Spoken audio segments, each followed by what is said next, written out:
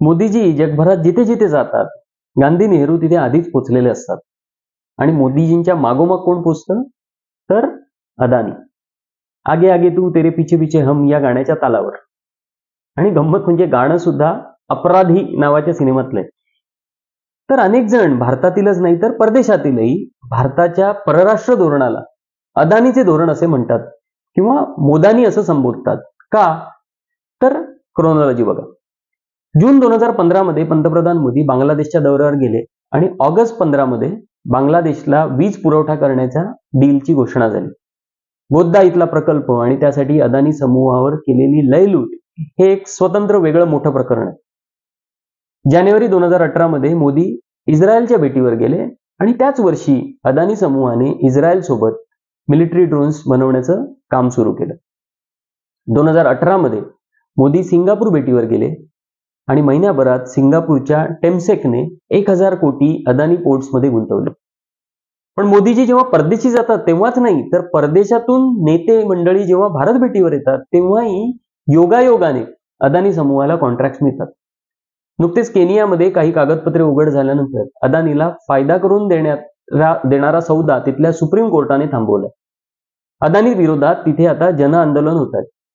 केनियाचे पंतप्रधान डिसेंबर 2023 मध्ये भारत भेटीवर आले आणि मार्च महिन्यात अदानी ग्रुपने नैरोबी एअरपोर्ट अपग्रेड करण्याचे प्रपोजल दिले.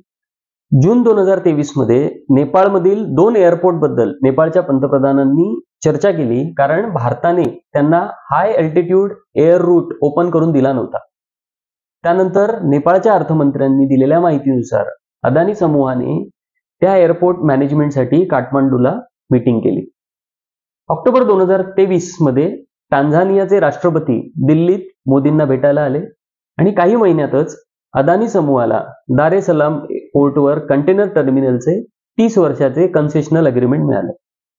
2024 मध्ये व्हिएतनाम पंतप्रधान दिल्लीत आले आणि मोदी व पाठोपाठ अदानी अशी भेट झाली आणि अदानी समूह व्हिएतनाम मधल्या 2 एअरपोर्टमध्ये गुंतवणूक करण्याचा विचार करत असल्याची घोषणा सुद्धा झाली.